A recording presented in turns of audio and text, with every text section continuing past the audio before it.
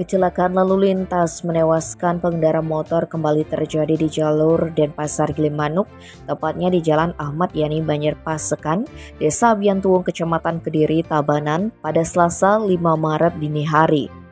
Kasat Lantas Polres Tabanan AKP Andrian Rizky Ramadan menjelaskan, pengendara sepeda motor yang tewas bernama Antika 53 tahun, warga Banjar Jaga Satru Kediri Tabanan. Korban tewas di TKP setelah berserempetan dengan truk Mitsubishi. Korban pengendara motor meninggal di TKP dengan kondisi mengalami robek pada pelipis kanan kiri, patah lutut kanan, patah pergelangan tangan kanan, patah pada pinggul kanan, lecet pada jari kanan.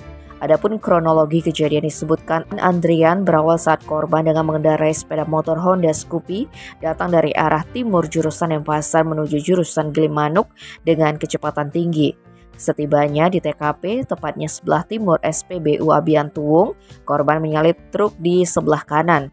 Namun saat menyalip, stang motor korban bersenggolan dengan pintu truk Mitsubishi yang datang dari arah berlawanan. Sehingga truk yang dikemudikan Supriyono Kurniawan, 45 tahun asal Jember, Jawa Timur, membuat sepeda motor yang dikendarai korban pun jatuh terpental dan tewas di TKP dengan luka parah. Tim Bali Express melaporkan.